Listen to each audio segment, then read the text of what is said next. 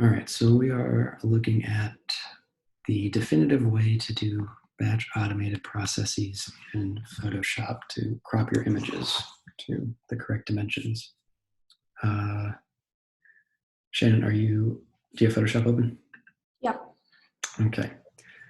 So we can set this up on any image, doesn't have to be one of your training images, but let's just open up any old image. I have this one handy. So I'll open that one. Okay. So the thing about the cropping and resizing is it sort of depends on whether or not the image is portrait or landscape. So there's so doing this in Photoshop I think is a roundabout way, but this does work. So we need to actually create like two actions for this. One for portrait, one for landscape. So we'll do that. I'm going to just create a folder here and call this just like, and I'm just going to redo the things I did in these other ones. So, all right. So the first thing you want to do you have a folder in your actions? Shannon? I'll just... Yeah, I think like down to, like kind of go at the same pace. So when you get to the point where you have a folder in your actions window, then we can move on. You can call it, like style GAN cropping or something.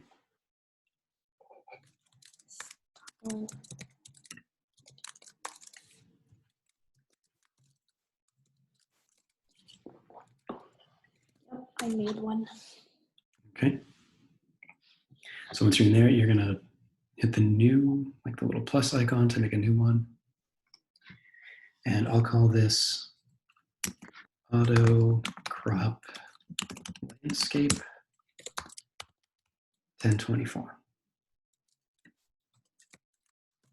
And I say auto because there isn't a point where we are manually picking where the crop is going to happen. It's always going to be at the center of the frame. So, okay. So once you do that, your recording will have started. So we're going to do 3 steps here. So I'm going off of this one here. Like I'm basically just going through these exact same steps that I did up above here. So first thing we want to do is resize the image. So actually, Shannon, I know I said open any old image, but did you open a landscape or a portrait image? It is a no, it's a landscape. Cool. Okay. So with this, I think it would work either way, but this I think will make it more straightforward, the thing we're about to do. So first thing we're going to do is go to image and image size.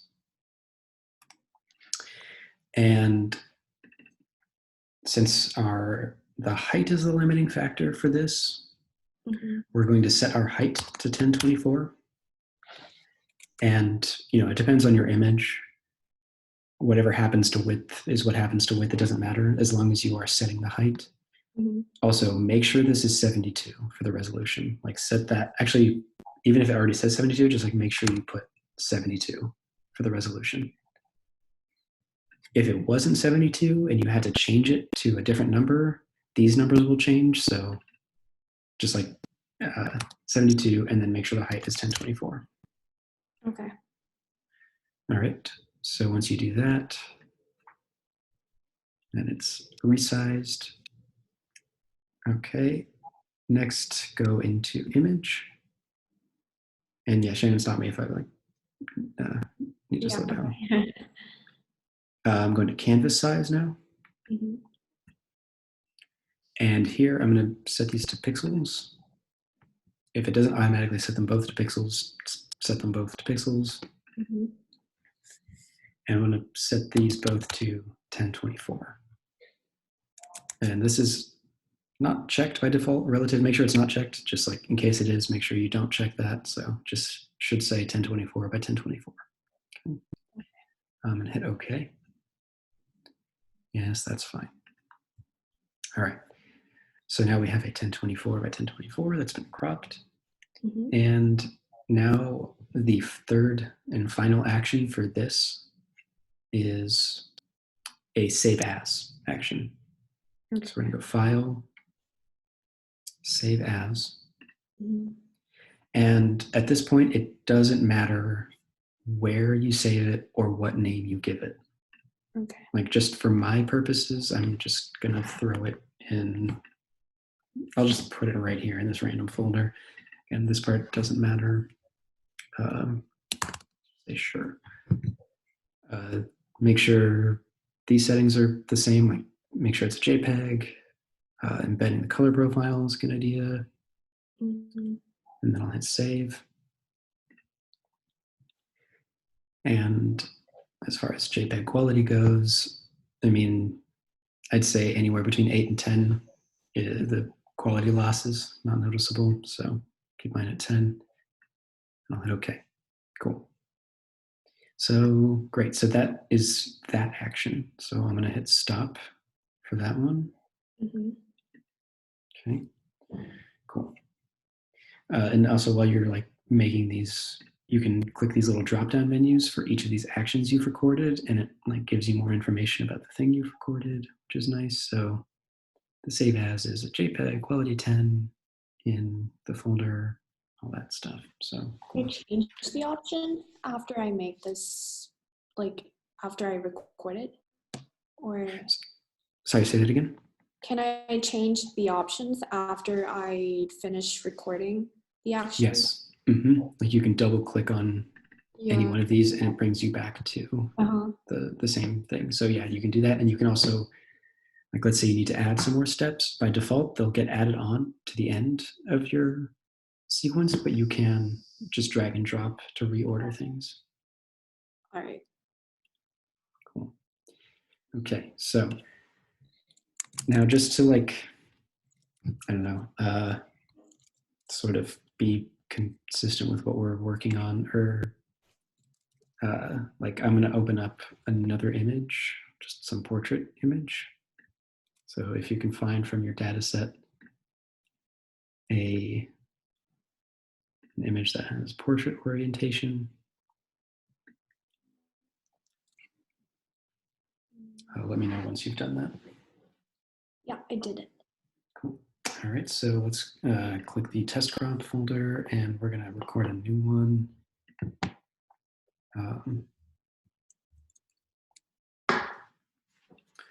And I'm going to call this auto crop portrait. Test crop folder, I have to make another folder, right? No, do this in the same folder where you made the previous action. You mean the stallion cropping folder? Yeah, that's what you called it. Then yeah, make sure you just click on the folder to highlight it so that when you click the new action thing, it will make it in there. Okay. So, or actually, even when you click the new action button, when you're naming it, the drop down below the set, you can like specify which folder it should go in. So, okay. So I'm gonna do that, and then once you've done that, I'll hit record, and we're gonna do one different thing than what we just did. So the first thing we're gonna do, we're gonna get a little like Cody with it. We're gonna click this little drop down menu in the actions menu,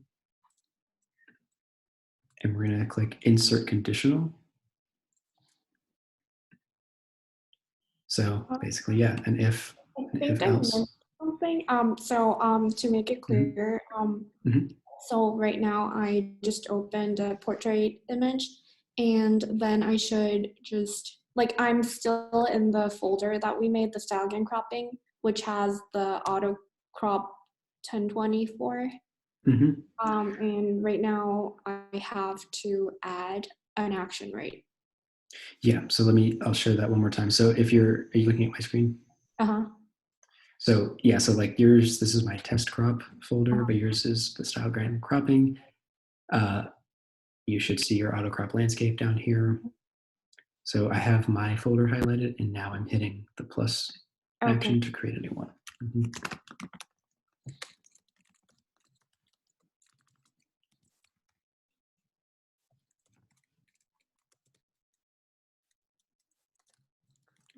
Okay. Oh, sorry. You should call that portrait, auto crop portrait. Sorry. Okay, so auto crop portrait 1024, and I'll hit record. So let me know when you've created the new one and it's recording. Yeah, I'm ready. Okay. So the first thing we're going to do is at the top right of the actions menu or window, there's the little hamburger menu we're going to click on, and we're going to say insert conditional.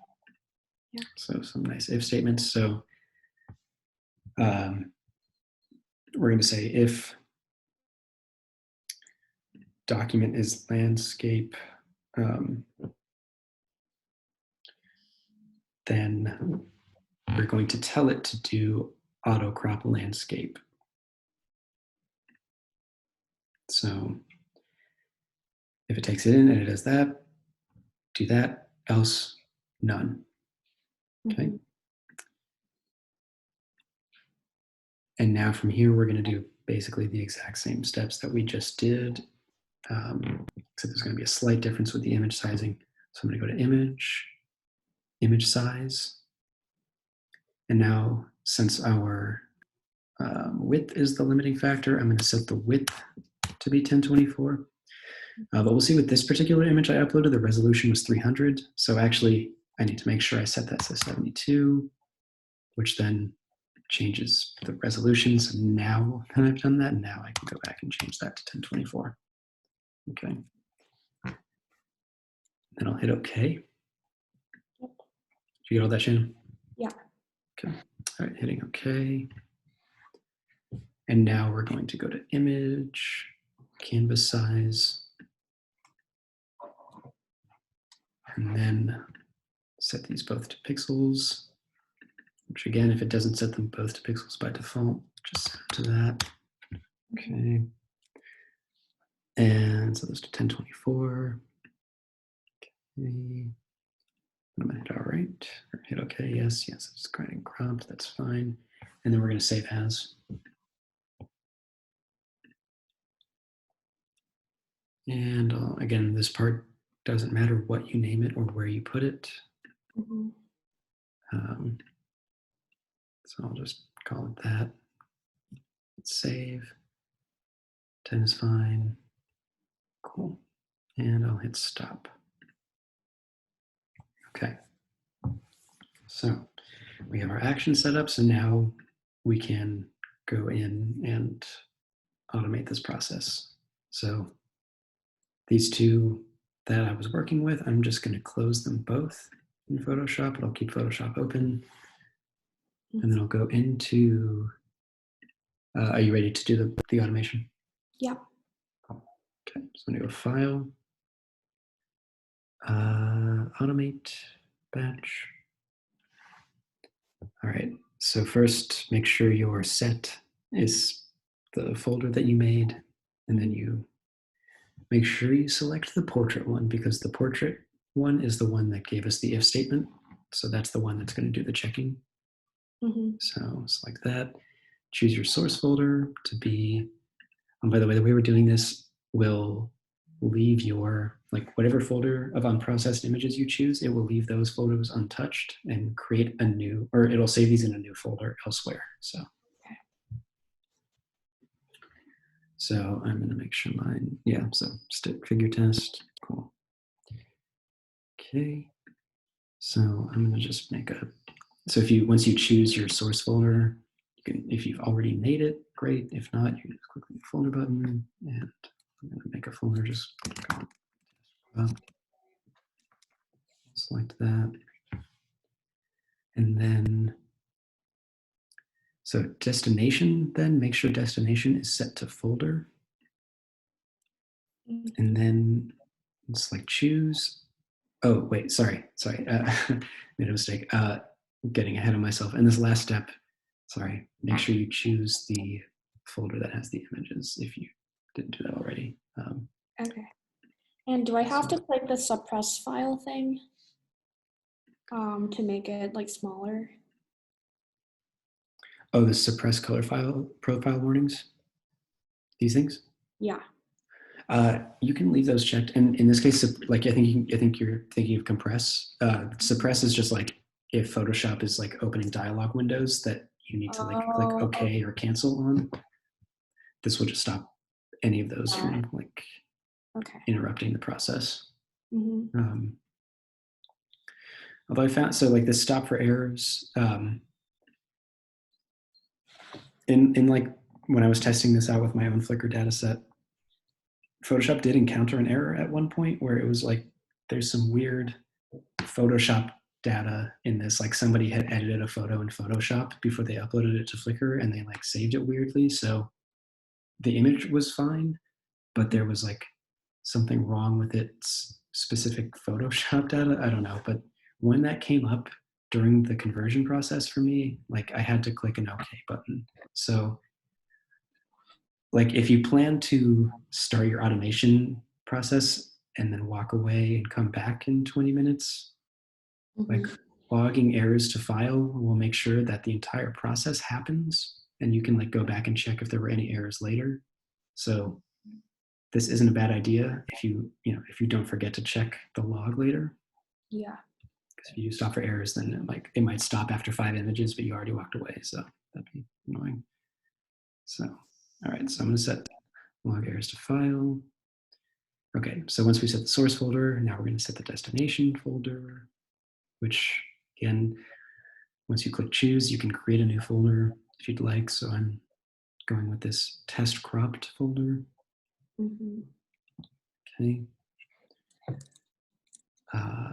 Let me know when you have that folder ready.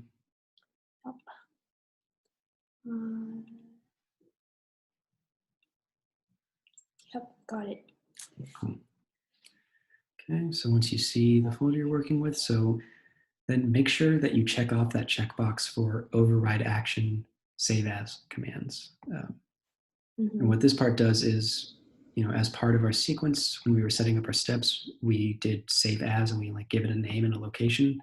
This is the part where we can say, we still want you to save it as a new file in another location, but we are telling you where by giving you this new folder and we're telling you how to save it. So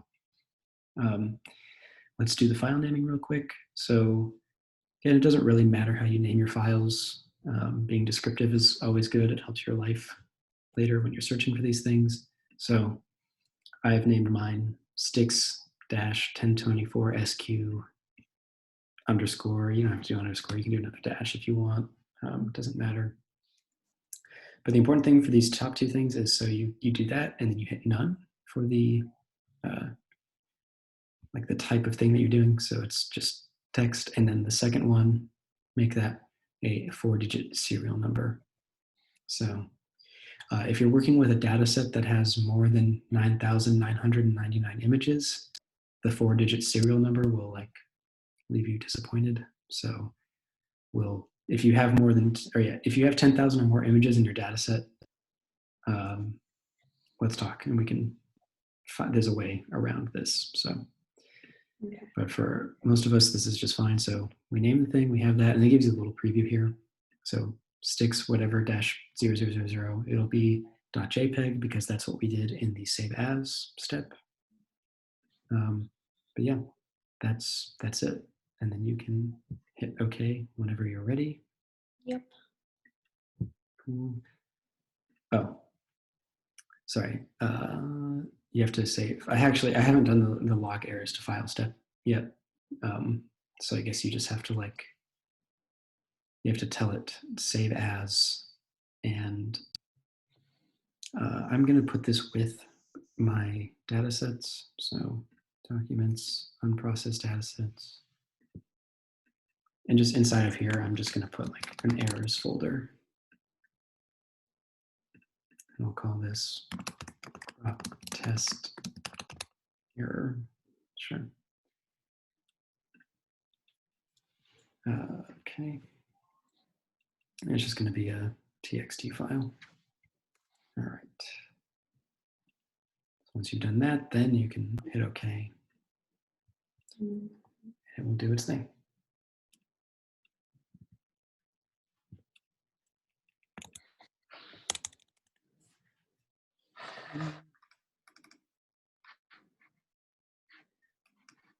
Oh, interesting. So even though I told it to log errors, it's still giving me a pop-up window, even though I sort of told it to suppress those. Interesting.